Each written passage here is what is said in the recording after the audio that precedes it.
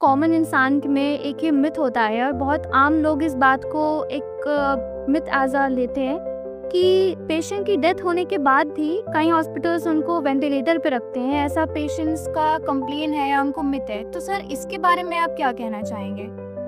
हाँ, बेसिकली क्या है कि 2 ओपिनियंस हैं। एक मेडिकल एक्सपर्ट ओपिनियन होती है और एक कॉमन पीपल की ओपिनियन होती है। कॉमन पीपल नंबर में ज़्यादा होते हैं, एक्सपर्ट लोग कम होते हैं, तो उनकी ओपिनियन आपस में बढ़ती जाती है। बट होता क्या है सौम्या कि as per medical science, as per guideline, जो डेथ डिक्लेरेशन चीज़ होती है, जैसे हम लोग ऐसी कुर्सी पे बैठे होते हैं, हमारा कलम ऐसी जगह पे होता है कि अगर हम अपने कलम से किसी के लिए डेथ लिख रहे हैं तो हम पूरी तरीके से मेडिकली सर्टिफाइड होना चाहते हैं कि हाँ, पेशेंट में डेथ हुई है कि नहीं हुई है। फॉर एग्जांपल, कोई पेशेंट ब्रेन डेड हो गया है तो क्या हम उसको डेथ डिक्लेयर कर सकते हैं? ये एक सवाल है। ब्रेन डेड है तो पब्लिक के हिसाब से तो वो डेथ हो गया है, लेकिन मेडिकल साइंस क्या उसको डेथ डिक्लेयर कर सकती है? नेवर, नहीं कर सकती है। क्यों? क्योंकि उसका हार्ट चल रहा है, उसकी यूरिन पेशाब आ रहा है। ठीक है, तो यहीं पे जो डिफरेंसेस ऑफ ओपिनियन क्रिएट होने शुरू हो जाते हैं। क्यों? क्योंकि मरीज वेंटिलेटर पे है, मरीज हिल नहीं रहा, मरीज डुल नहीं रहा है, तो एक आम पब्लिक सोचती है कि अभी हमारा मरीज बचा नहीं है।